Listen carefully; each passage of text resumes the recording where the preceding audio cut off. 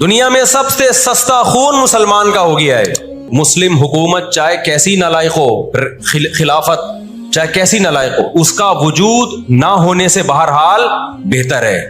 آج لوگ کہتے ہیں ترک بدعتی تھے، ترک میں مزار تھے. میں مانتا ہوں یہ چیزیں غلط تھیں، لیکن اب مزار ختم ہو گئے، اس کے بجائے دوسری غلط چیزیں بہت ساری آ گئی ہیں، اور بہت ساری الٹی چیز. جب تک ایک ہماری ریاست تھی، ایک حکومت تھی، نہ بوسنیا کا مسئلہ کھڑا ہوا تھا اور نہ اسرائیل کا مسئلہ کھڑا ہوا تھا. تو 33% یہودی آ کے آباد ہوئے. 1945 میں جب پہلی جنگ عظیم کا خاتمہ، دوسری جنگ عظیم کا خاتمہ ہوا، برطانیہ کی ایسی کی تیسی ہو گئی تھی. قرآن کہتا ہے وَكَذَلِكَ نُوَلِّي بَعْضَ الظَّالِمِينَ بَعْضًا. یہ عجیب الفاظ ہیں قرآن کے. ہم بعض ظالموں کو بعض کے ذریعے پٹواتے ہیں. ہندوستان میں بہت سارے علماء کھڑے ہوئے انگریز کے خلاف، لیکن شکست ہوئی. اللہ نے پٹوایا کس سے؟ برطانیہ کو، ہٹلر کے ذریعے.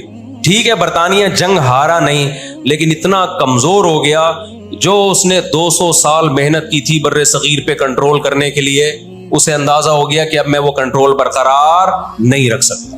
اور ہٹلر کے ایصال ثواب کے لیے بر صغیر کے مسلمانوں کو اور ہندوؤں کو آزادی ملی. کس سے؟ برٹش سے آزادی ملی. تو اب کیا ہوا؟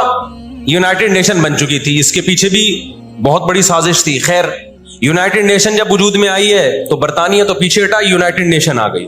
1947 میں یونائٹڈ نیشن نے فلسطینیوں کی مرضی کے بالکل خلاف ایک کام کیا کہ بٹوارا کیا جائے، یہاں تک یہودیوں کا اور یہاں تک کس کا؟ فلسطینیوں کا. یہ پہلی غلطی تھی یونائٹڈ نیشن کی. جب عدالت انصاف نہیں کرتی نا، تو پھر لوگ خود بخود غیر قانونی کاموں پہ آتے ہیں. عدالت جب اپنی ذمہ داری پوری کرتی ہے، لوگ غلط چیز کی طرف نہیں جاتے.